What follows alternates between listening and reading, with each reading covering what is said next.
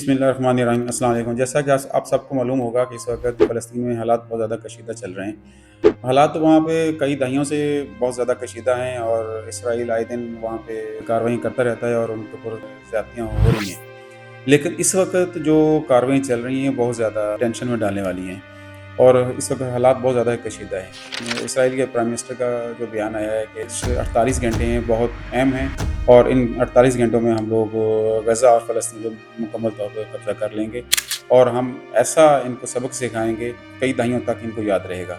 और इसराइल के जो है आर्मी चीफ का भी बयान आया है कि हम गज़ा का मुकम्मल तौर पे नाकाबंदी कर रहे हैं और वहाँ पे जो है पानी सप्लाई और मुकम्मल तौर पे बंद कर रहे हैं और इसके साथ-साथ बिजली का भी और मेडिसिन और खुराक किसी किस्म की कोई चीज़ वहाँ पर हम जाने नहीं देंगे और लोग भले भूख से मरें, हमें इससे कोई गर्ज़ नहीं है। गज़ा में तो ऑलरेडी पहले ही जो 80% पानी है वो पीने के काबिल नहीं है। इसी पानी की वजह से वहाँ पे बहुत सारी बीमारियाँ फैल रही हैं और लोगों में इवन के कैंसर और सरतान जैसी बीमारियाँ, तो वहाँ पे लोग पहले ही बहुत गुर्बत और खस्ता हालत में हैं और वहाँ पे ऑलरेडी ज़्यादतियाँ हो रही हैं। सलामती कौंसिल का भी इजलास चल रहा है। उस इजलास में रूस और चाइना ने खुलकर फ़लस्तीन की हिमायत की है और उन्होंने क्लियर कहा है कि भी हम फ़लस्तीन के साथ हैं। जितनी जल्दी हो सकता है इसराइल को ये कार्रवाइयाँ बंद करनी चाहिए और जो भी मामला है बैठकर इसको हल करना चाहिए। पसे पर्दा जो स्टोरी है आप सबको पता होगा तो है क्या, बिल्कुल अभी जो रिसेंटली जो हमास ने इसराइल में जो कार्रवाई की है, इतनी बड़ी कार्रवाई है 1948 से लेकर अभी तक किसी ने इतनी बड़ी कार्रवाई नहीं की।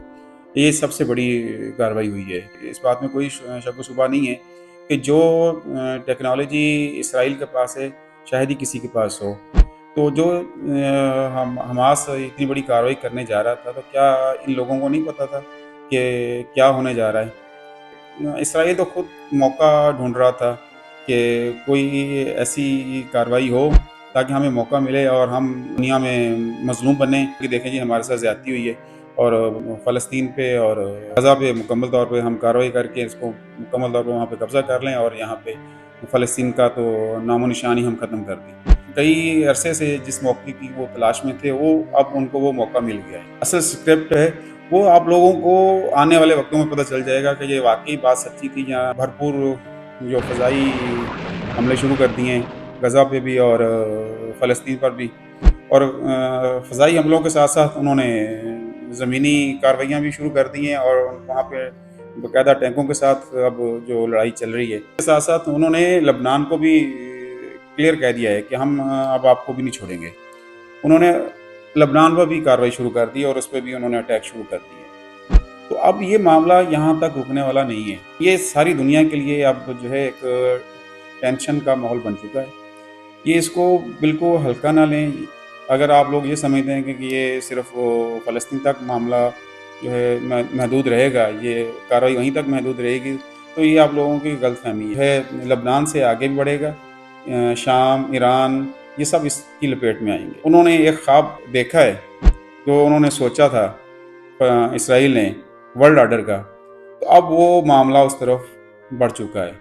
अब वो इस चीज़ से अब वो पीछे नहीं हटेंगे। इस वक्त यूक्रेन का और रशिया का चल रहा है तो ये कुछ भी नहीं है। ये ना समझें कि ये सिर्फ ज़्यादतियाँ हो रही हैं जो फ़लस्तीन तक महदूद रहेंगी। इस वक्त जितने मुसलमान कंट्री हैं फ़लस्तीनियों को सिर्फ दिलासे दे रहे हैं, उनके सिर्फ बयान दिए जा रहे हैं, वहाँ पे हमदर्दियाँ उनकी बयानों तक हैं। हर मुल्क को अपनी पड़ी हुई है। खुदारा ये सोचें, ये इस वक्त हम सब मुसलमानों को इकट्ठा होना पड़ेगा। फ़लस्तीन तो जलेगा जलेगा, हम सब जलेंगे। हम इस आग से नहीं बच सकेंगे। खुदारा आज जो मुसलमानों के साथ जो फ़लस्तीन में हो रहा है ये इसको मजाक ना समझें। ये मामला बहुत बढ़ने वाला है।